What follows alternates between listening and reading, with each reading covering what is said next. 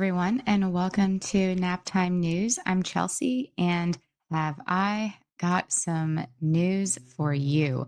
In my previous couple of videos that I did in regards to the new Harry Potter TV show that is set to go into production very soon, I told you I would keep you updated on any cast updates, and here we are. We have some more cast update releases. So let's go ahead and take a look at this. Again, this is from the Wizarding World slash Pottermore website for Harry Potter fans. If you are a fan, you can go to this website and create your own avatar, Patronus, all of that cool stuff.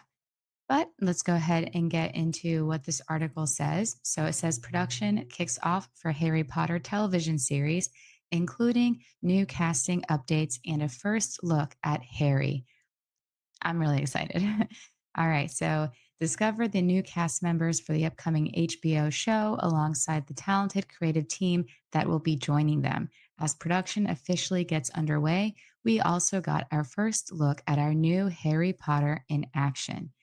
And here he is. This is Dominic McLaughlin. It looks like they took this right out of the first episode, first scene. He looks the part. He's got the scar, the glasses, the messy hair. He really looks the part now. Whoever was doing the hair and makeup for this show, it really shows. His costuming looks great. He seems really excited to be there, rightfully so. If I was a kid and got this opportunity of a lifetime to star in this show, I would be pretty excited too. He was a very good casting for the show, and this just proves it right here. So, in addition to this, we do have some more casting announcements. So, we have here starting with Rory Wilmot over here on the left. He is going to be playing Neville Longbottom. Amos Kidson on the right here, going to be playing Dudley Dursley. So that is Harry's cousin, the son of Mr. and Mrs. Dursley. We have Louise Brealey as Madame Rolanda Hooch, the Quidditch instructor, and she also is the referee for all the Quidditch matches. So I think this actress looks pretty like her, especially in the description in the book. She has those hawk eyes, doesn't miss a thing, all that great stuff.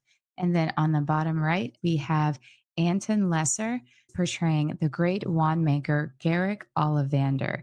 So that's Mr. Ollivander, who Harry goes into get his first wand. If you guys remember from the Sorcerer's Stone movie, it's a great scene that Harry has with Mr. Ollivander. And that's when Harry starts getting a hint of just how important he is to the wizarding community. This guy looks the part as well. Some more great casting. This is amazing. I mean, yeah, this looks great. I mean, Neville Longbottom, this is kind of iffy just because to me, just a little bit, but we have to see how they look with the hair and makeup. In the original, especially in year one and year two, he was a little pudgy, right? A little round faced. So this kid doesn't really look like that, but we'll have to see how they portray him. But yeah, the casting so far, so good. Looks great.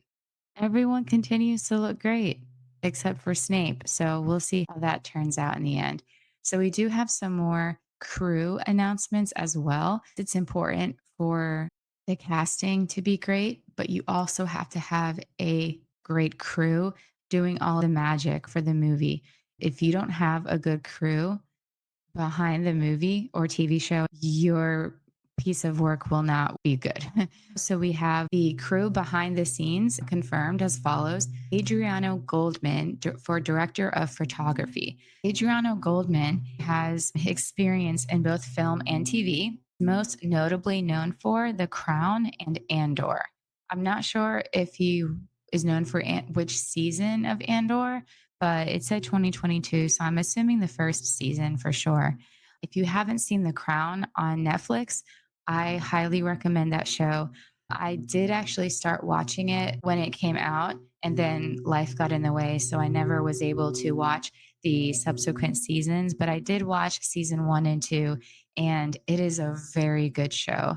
It's about Queen Elizabeth when she first became queen and all of the drama and things that happened while she was queen, especially starting out. Cinematography, the acting, the cast, they were great. I thought it was a good show. So definitely, if you haven't seen that and you are interested in the early life of Queen Elizabeth II, then definitely check that out.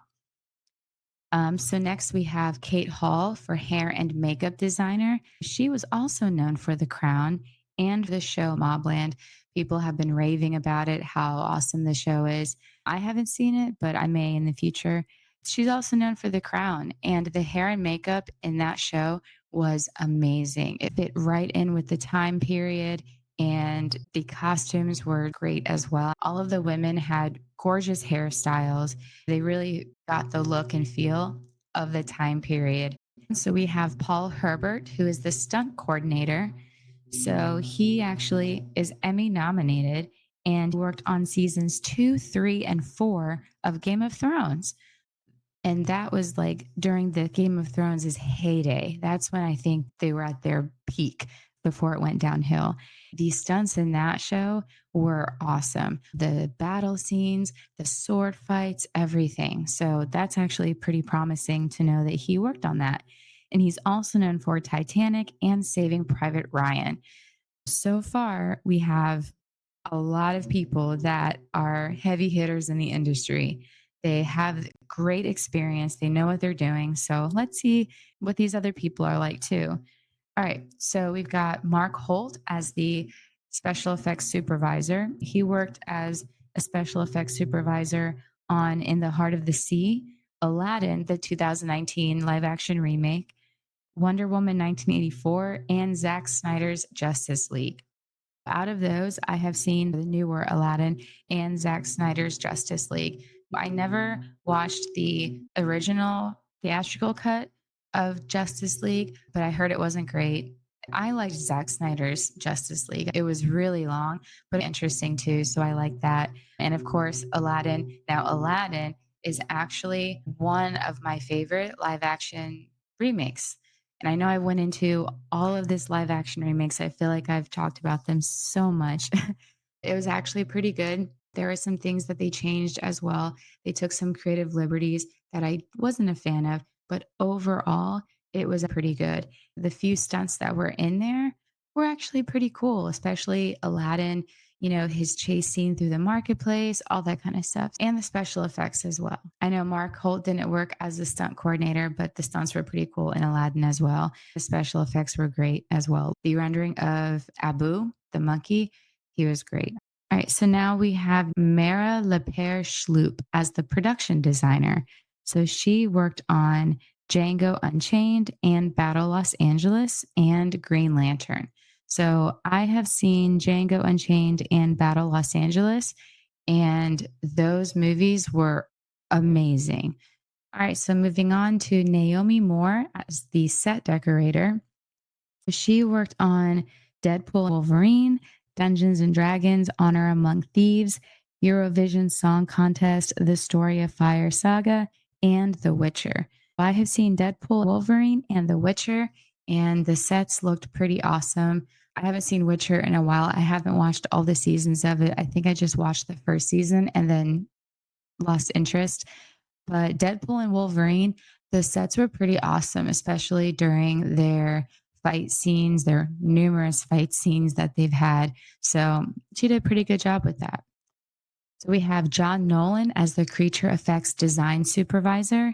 This is critical because if you've read the Harry Potter books or even watched the original movies, there are a lot of creatures in the movie. There's a lot of animals. So you're going to need a really good team to create those animals and make them lifelike. So with John Nolan, he has actually worked on Jurassic World Dominion, Children of Men, Batman Begins, and The Brothers Grimm. I have seen Batman Begins and The Brothers Grimm. And from what I can tell, he worked on like just the special effects too, or just design supervisor in general with those movies. And from what I remember from the Brothers Grimm, I know they have a lot of creatures in there. So I like those movies. So that's cool. We also have Alexis Weisbrot, I hope I'm saying that right, as the visual effects supervisor. He worked on Guardians of the Galaxy Volume 3, Gravity, and Thor Ragnarok. All right, so we've got some more heavy hitters. Guardians of the Galaxy Volume 3, Gravity, and Thor Ragnarok are huge movies to work on and heavy on the visual effects. Next, we have Dom Sidoli, the visual effects producer, and he worked on Battleship, The Hunger Games Mockingjay Part 1, and Wonder Woman 1984. So again, a lot of those movies heavy on the visual effects. I know Wonder Woman 1984 generally wasn't received well, but I'm sure at least he has experience with it. And lastly, we have Holly Waddington as the costume designer. And she has worked on Poor Things, Lady Macbeth, and Clash of the Titans. She has a lot of experience with period pieces, especially with ladies' costumes. So even though this is not a period piece as far as, in the Renaissance era or anything like that, at least it sounds like she has experience enough to really design the intricate costuming of the movies. So not only do you have the normal clothes that the actors wear in the Muggle world, but you also have all of the robes. The professors have certain types of robes, the students have certain types of robes that they wear, and a full uniform. This outfit here, this costume. And even if you look on the Harry Potter website, you can buy all of this stuff. They have the robes, shirts, ties, sweaters, and vests that you can get that are similar to what was in the original movies. It's a lot to the costume. I should know. I have bits and pieces of it. It looks like she's doing a great job because with period pieces, there's so much intricacies with the costumes, especially with ladies' dresses, and a lot of layers that go into it. So if she's already used to doing that, then I could see that she would actually be well fit for this one too.